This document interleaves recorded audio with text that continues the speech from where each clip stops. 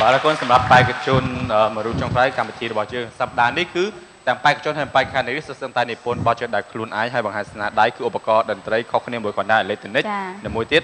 គឺ piano ពិតប្រាកដហ្មងចាំមិនខ្ញុំចុចទៅឡើងអត់លឺចឹងអាហ្នឹងបទហ្នឹងគឺជាបទដែលពេញនិយមដែរគឺបទ Tom and Jerry គឺឆ្មាកដុលទីបាទអរគុណឥឡូវយើងសូមការយកឃើញពីតារាកញ្ជោបងសូមអញ្ជើញបាទមិនដែរបាទចំពោះបងប្រុសបាទមានទេពកោសល្យដ៏ល្អចំពោះការលេងហើយក៏ដូចជាការច្រៀងផងដែរគាត់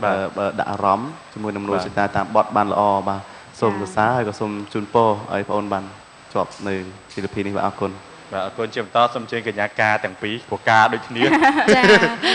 ស្មានតែខ្ញុំវិញគាត់ថាគាត់នឹងខ្ញុំចាប់អារម្មណ៍ជាងគេគឺសំឡេងរបស់គាត់គឺគាត់ច្រៀងបានព្រោះមែនតើហើយសំខាន់គឺការប្រើឧបករណ៍អុករបស់គាត់ក៏មកទៅស្ដាប់ទៅគឺលងលយទៅគឺខ្ញុំផ្ដោតអារម្មណ៍ទៅជាមួយនឹងបទភ្លេងក៏ដូចជាចម្រៀងរបស់គាត់តែម្ដងចាអរគុណបាទអរគុណចាសម្រាប់ខ្ញុំវិញក៏ដូចគ្នាដែរពេលដែលស្ដាប់ទៅឡើងលងលយមែនតើហើយគាត់ច្រៀងដល់ណាដែរលងលយដល់ណាអូយវែងឆ្ងាយដល់ហើយដល់ពេលបាទមកទៅដល់ Amazon បើទៅដល់ Amazon ជួប Rolin ដែរ Amazon ហ្នឹងភ័យទៅណាភ័យ Amazon ងាកមកខាងនេះមានសេវា5កាមដល់ពេលងាកទៅ Rolin Amazon មកមានសេវា1កាមមកចាអញ្ចឹងជូនពរគាត់ជោគជ័យចាអរគុណច្រើនឥឡូវនេះទៅថាបងចេះអាយ៉ៃទៀតអីថាអាយ៉ៃតិចទេអាយ៉ៃដោយសារខ្ញុំស្រឡាញ់នៅសិល្បៈបុរាណខ្មែរអញ្ចឹងកាលមុនខ្ញុំលេងជាអាយ៉ៃខ្ញុំលេងជាត្រតែឥឡូវសូមលេងជាខឹមវិញម្ដងដើម្បីឲ្យប្លែកធ្វើមិនទេចឹងគឺលេង piano នឹងដដែលចាសាក់តិចទៅមើលប្អូនអញ្ចឹងសូមបងរ៉ូលីនដៃគូមួយខ្ញុំតិចបាទអត់មានបង្កអីណាឥឡូវចាំបានបងជាដៃគូហ៎បាទតែបីគិតអត់បាច់ទៅឆ្លងឆ្លោយអាយ៉ៃហ៎បងបាទខ្ញុំសុំគ្រួសារគេមើលហានីគេនៅក្រោយមិនសុំទេសម្រាប់រ៉ូលីនទៅទៅឲ្យហ្មងឲ្យតែបានក្មេងឲ្យស្អាតអញ្ចឹងរ៉ូលីនទៅហើយចាឥឡូវខាងណាច្រៀងមុនអូនបាទខ្ញុំច្រៀងមុនចា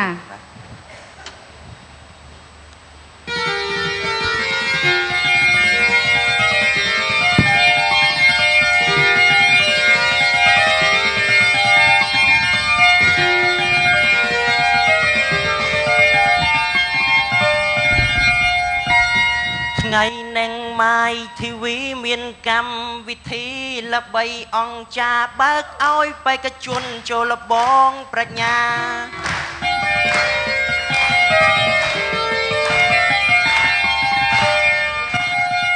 ថ្ងៃនឹងម៉ាយធីវីមានកម្មវិធីល្បីអង្គការបើកឲ្យបេក្ខជនចូលលបងប្រាជ្ញាខ្លះអាងតម្រេះខ្លះអាងវោហារីឯរូខ្ញុំអាងលើកងម៉ានៅថែរក្សាពងម៉ាយធីវី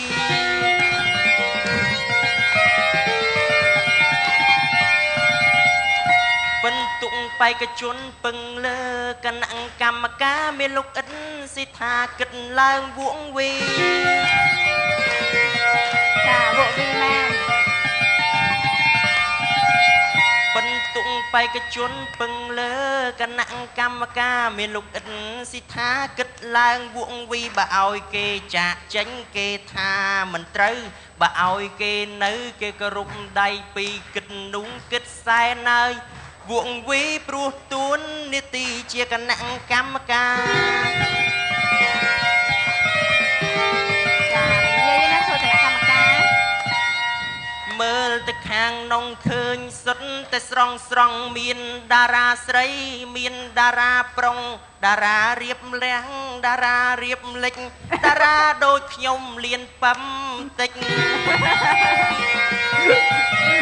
បើមានអ្នកតកិច្ចវាលឹបទៅវិញតារាខ្លាំងល្អទ្រង់ហំលៀនតាំងពីក្មេង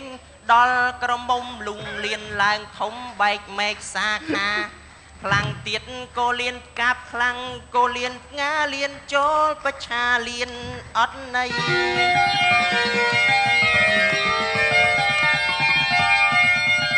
តវិញស្ដាប់ទៅបងអូននិយាយដូចជាមិនសមពាក្យនេះមានន័យអាយ៉ាងណាអេ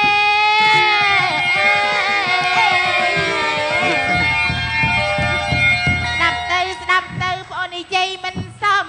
តាពាក្យនេះវាមានន័យអាយ៉ាងណាយោ អូបាកាំងណាំស្តាល់ យ៉ាអូប៉ាកាំងណាំស្ទាយបងប្អូនប្រុងស្រីស្ដាប់មកត្រៀមត្រាសូមអូនវិចារឲ្យបានច្បាស់អេ សំលេងតែប៉ែនរត់អាយ៉ៃមួយមើល ចាទៀត អោខ្ញុំសូមជម្រាបទៅបងរ៉ូលីនស្រីពីអត្តន័យឲ្យបានជាក់ច្បាំងលៀននីងមិនមែនលៀនរោគឈានកើតសញ្ញាគឺលៀនប្រាជ្ញាទេណាបងស្រី អើចាក់ទេអូន លៀនប្រាជ្ញា បងស្មាតលៀនអីផ្សេង អត់តទៀត អត់ទេអត់តទៀតទេ តហ៎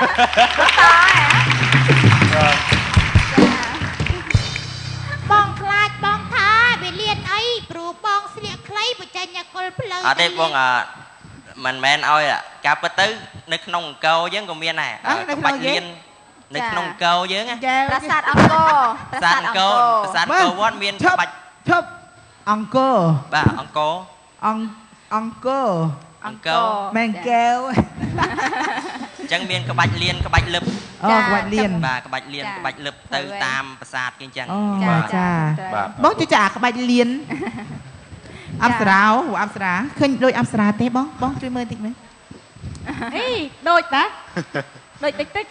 ជួជាងអប្សរាតិច ដូចនឹងដូចអីហ៎នេះតាគី ដូច អញ្ចឹង មុននឹងយើងចូលប្រាសាទនីមួយៗគេតែងតែមានដាក់តោពីរ តែគ្នាឯងហ្នឹង ចាអរគុណឥឡូវនេះ ប៉ុណ្ណា ជួយដាក់ គេស្រឡាញ់គេផាយល់អត់ថានេះ តាមថៃបងប្រុសបកាច្រៀងអាយ៉ៃចា ចាយល់យ៉ាងមិនដែរពីការបង្ហាញសមត្ថភាពរបស់គាត់ ចាក្នុងការសម្ដែងវិញគឺពេលដែលបងអូនចុចវ៉ាក់ត្រូវទេអាហ្នឹងហៅវ៉ាក់ចឹងហ៎ លាក់ វ៉ាក់ ស្អីគេ វ៉ាក់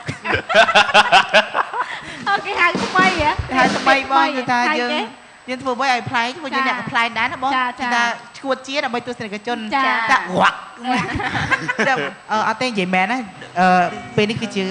ភាពតានតឹងនៃការដាក់បន្ទុករវាងបងប្រុសនិងបងស្រីប៉ុន្តែបងឃើញបងប្រុសគឺមានលក្ខណៈពិសេសក្នុងការដាក់អារម្មណ៍នៅពេលដែលបងលេង piano ជាមួយនឹងបកស្រាយជាមួយនឹងបទចម្រៀងមិនអញ្ចឹងឯណាបងចាឲ្យបទនេះគឺមានអត្ថន័យជ្រាលជ្រៅមែនតើតែធ្វើឲ្យនេះខ្ញុំស្ដាប់ទៅនេះខ្ញុំចង់លេងតែបុយចោល ចា ដូចថា ដូចមាត់ហៅពាក្យនឹងយូរហើយ អ្នកដែលគាត់មានវិបត្តិណា បាទ ចាអ្នកដែលគាត់មានវិបត្តិណា បាទ ផ្នែកខាងបរោះស្ដាប់បទចម្រៀងនេះហើយប្រកាសជាយំ ចា ដោយសារតែអត្តន័យដ៏ជ្រាលជ្រៅរបស់ប្អូនបានថាបំពេអារម្មណ៍ហើយនឹងកំដរអារម្មណ៍ប្រិយមិត្តយើងជាពិសេសគឺឲ្យបងប្អូនយើងទាំងអស់បានស្ដាប់ ចា ហើយគាត់មានមានទេពកោសលដែលអាចនិពន្ធបទភ្លេងហើយអាចលេង piano ហើយនឹងអាចដូចថាតាក់ទាញអារម្មណ៍គណៈកម្មការហើយនឹងអ្នកមើលឲ្យគាត់ចាប់អារម្មណ៍គាត់ច្រើនតាក់ទងនឹងអាយ៉ៃមិនឆ្លងឆ្លើយចាគាត់អាចច្រៀងបានប៉ុណ្ណឹងក៏សរសើរគាត់ដែរណាគាត់មានភាពក្លាហានចា ហើយណាមួយទៀតចៅការគាត់ដែលលេងឧបករណ៍តន្ត្រីមួយនេះខ្ញុំស្មានតែគាត់ចាក់ CD ចាស្មាននេះខ្ញុំស្មានតែគាត់ចាក់ CD ចានេះខ្ញុំធ្លាប់ទៅនៅបារាំងចាអត់សូវជំនាញខាងអង់គ្លេសប្រហែលទេនេះខ្ញុំចាក់ CD ដែរបងតែនៅហ្នឹងនេះខ្ញុំអមសូវខ្ញុំចូលចាក់ CD លេងចាចាក់ CD មួយថ្ងៃចាក់ CD ប៉ុន្មានដង ថ្ងៃចាក់ CD ច្រើនដងដែរស៊ីសងលើអបសុកពេលតែបួយអត់នៅ ចា ចា ហើយអញ្ចឹងបងគិតថាចំពោះបងទាំងអស់គាត់ពិបាកបន្តិចដោយសារតែប្អូនស្រីខាងនោះគាត់មានសមត្ថភាពរបស់គាត់បើសិនជាដាក់បន្ទុកទៅចាញ់ឬក៏ឈ្នះអីចាកុំបើសិនជាចាញ់យើងកុំអន់ស្ព្រុនចិត្តចាកុំតូចចិត្តថាខ្លួនយើងយើងមកប្រកួតអញ្ចឹងគិតថាឈ្នះតាមពិតពេលខ្លះការប្រកួតមានចាញ់មានឈ្នះបើសិនជាយើងឈ្នះហើយក៏យើងក៏មានអារម្មណ៍ថាយើងមោទនភាពខ្លួនយើងថាយើងប្រកែហើយតាមពិតយើងត្រូវតែហ្វឹកហាត់រៀនបន្តបន្ថែមទៀតចាជូនពរឲ្យបងអូនជោគជ័យចាសូមអរគុណ បាទជំតសូមជឿមកសេដ្ឋា ពិបាកមែនទែនបងដល់បងដាក់ប្រស្នាឲ្យបងគិតនឹងវក់វីមែន ចា វក់វីហើយវីវក់ហ្នឹងគិតជ្រៅព្រោះថាសមត្ថភាពបងទាំងពីរគឺដុំតសមគ្នាដោយឡែកបងនេះគឺជាការបង្ហាញនៅវិញ្ញាសានៃការប្រគំឧបករណ៍តន្ត្រីដូច្នេះចំពោះការប្រើសម្លេងមិនថាបងស្រីឬក៏បងប្រុសទេអត់មានចំណុចយកទៅធ្វើការថ្លឹងថ្លែងលើវិញ្ញាសានៃការប្រើឧបករណ៍តន្ត្រីទេធ្វើទៅតែបងស្រីសម្លេងគាត់មិនសូវច្បាស់តាំងពីកំណើតអាចថារៀងអណ្ដាតធំបន្តិចហើយបងប្រុសសម្លេងច្បាស់ច្រៀងក៏ពីរោះ ប៉ុន្តែអ្វីដែលគណៈកម្មការធ្វើការវិតម្លៃទៅលើសមត្ថភាពរបស់បងប្អូនទាំងពីរគឺការប្រើឧបករណ៍សង្ឃឹមថាបងប្អូននឹងអាចឆ្លង